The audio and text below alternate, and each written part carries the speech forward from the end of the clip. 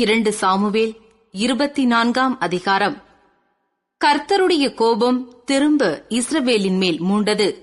இஸ்ரவேல் யூதா என்பவர்களை இலக்கம் பார் என்று அவர்களுக்கு விரோதமாய் சொல்லுகிறதற்கு தாவீது ஏவப்பட்டான்.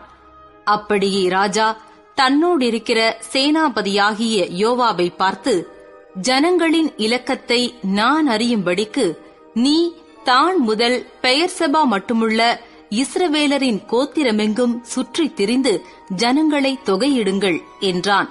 அப்பொழுது யோவாப் ராஜாவை பார்த்து, ராஜாவாகிய என் ஆண்டவனுடைய கண்கள் காணும்படி உம்முடைய தேவனாகிய கர்த்தர் ஜனங்களை இப்பொழுது இருக்கிறதை பார்க்கிலும் 100 மடங்கு அதிகமாய் வர்த்திக்க பண்ணுவாராக. ஆனாலும் என் ஆண்டவனாகிய ராஜா இந்த காரியத்தை விரும்புகிறது என்ன என்றான். ஆகிலும் யோவாபும் இராணுவ தலைவரும் சொன்ன வார்த்தை செல்லாதபடிக்கு ராஜாவின் வார்த்தை பலத்தது.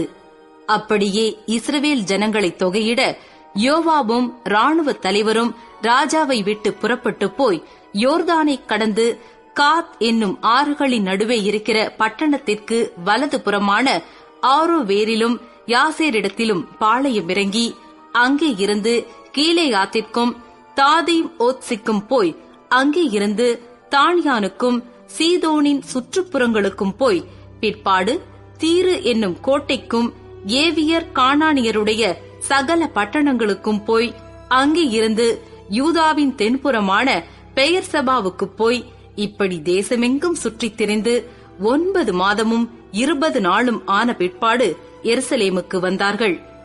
யோவாப் ஜனத்தை இலக்கம் பார்த்த தொகையை ராஜாவுக்கு கொடுத்தான். இஸ்ரவேலிலே பட்டயம் உருவத்தக்க யுத்த சேவகர் 8 லட்சம் பேர் இருந்தார்கள். யூதா மனுஷர் 5 லட்சம் பேர் இருந்தார்கள்.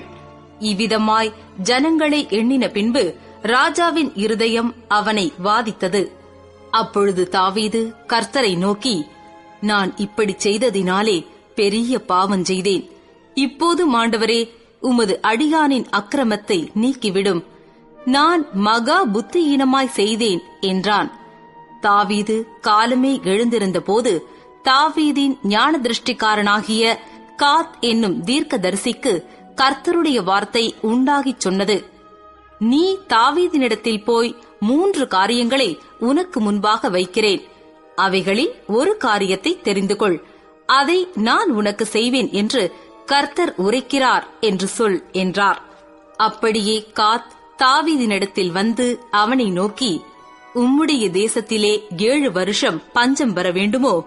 அல்லது 3 மாதம் உம்முடைய சத்துருக்கள் உம்மை பின்தொடர நீர் அவர்களுக்கு முன்பாக ஓடிப்போக வேண்டுமோ? அல்லது உம்முடைய தேசத்திலே 3 நாள் கொள்ளை நோய் உண்டாக வேண்டுமோ? இப்போதும் என்னை அனுப்பினவருக்கு நான் என்ன மறு உத்தரவு கொண்டு போக வேண்டும் என்பதை நீர் யோசித்துப் பாரும் என்று சொன்னான். அப்பொழுது தாவீது காத்தை நோக்கி, கொடிய இடுக்கணில் அகப்பட்டிருக்கிறேன். இப்போது நாம் கர்த்தருடைய கையிலே விழுவோமாக. அவருடைய இரக்கங்கள் மகா பெரியது. மனுஷர் கையிலே விழாதிருப்பேனாக என்றான். அப்பொழுது கர்த்தர் இஸ்ரவேலிலே அன்று காலமே தொடங்கி குறித்த காலம் வரைக்கும் கொள்ளை நோயை வரப்பண்ணினார். அதனால் தான் முதல் பெயர்செபா மட்டுமுள்ள ஜனங்களில் 70,000 பேர் செத்துப் போனார்கள். தேவதூதன் எருசலேமை அழிக்க தன் கையை அதின்மேல் நீட்டின போது கர்த்தர் அந்த தீங்குக்கு மனஸ்தாபப்பட்டு ஜனங்களை சங்கரிக்கிற தூதனை நோக்கி, போதும், இப்போது உன் கையை நிறுத்து என்றார். அந்த வேளையில் கர்த்தருடைய தூதன் எபூசியனாகிய அர்வனாவின் போரடிக்கிற களத்திற்கு நேரே இருந்தான். ஜனத்தை உபாதிக்கிற தூதனை தாவீது கண்டபோது அவன் கர்த்தரை நோக்கி, இதோ, நான் தான் பாவம் செய்தேன், நான் தான் அக்கிரமம் பண்ணினேன். இந்த ஆடுகள் என்ன செய்தது? உம்முடைய கை எனக்கும் என் தகப்பன் வீட்டுக்கும் விரோதமாயிருப்பதாக என்று விண்ணப்பம் பண்ணினான். அன்றைய தினம் காத் என்பவன் தாவீதினிடத்தில் வந்து அவனை நோக்கி, நீர் போய் எபூசியனாகிய அர்வனாவின் களத்திலே கர்த்தருக்கு ஒரு பலிபீடத்தை உண்டாக்கும் என்றான். காத்துடைய வார்த்தையின்படியே தாவீது கர்த்தர் கற்பித்த பிரகாரமாகப் போனான்.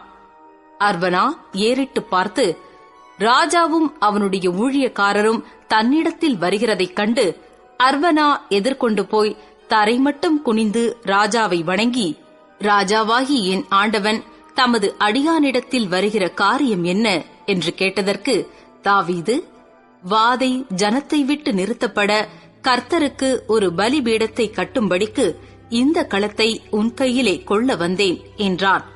அர்வனா தாவீதை பார்த்து, ராஜாவாகி என் ஆண்டவன் இதை வாங்கிக் கொண்டு தம்முடைய பார்வைக்கு நலமானபடி பலியிடுவாராக. இதோ தகன பலிக்கு மாடுகளும் விறகுக்கு போரடிக்கிற உருளைகளும் மாடுகளின் நுகத்தடிகளும் இங்கே இருக்கிறது என்று சொல்லி, அர்வனா ராஜயோக்கியமாய் அவை எல்லாவற்றையும் ராஜாவுக்கு கொடுத்த பின்பு அர்வனா ராஜாவை நோக்கி, உம்முடைய தேவனாகிய கர்த்தர் உம்மிடத்தில் கிருபையாயிருப்பாராக என்றான்.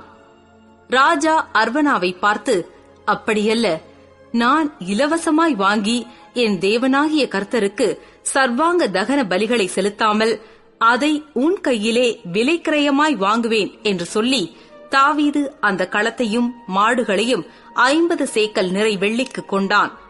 அங்கே தாவீது கர்த்தருக்கு ஒரு பலிபீடத்தை கட்டி சர்வாங்க தகன பலிகளையும் சமாதான பலிகளையும் செலுத்தினான்.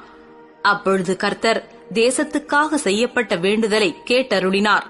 இஸ்ரவேலின் மேலிருந்த அந்த வாதை நிறுத்தப்பட்டது.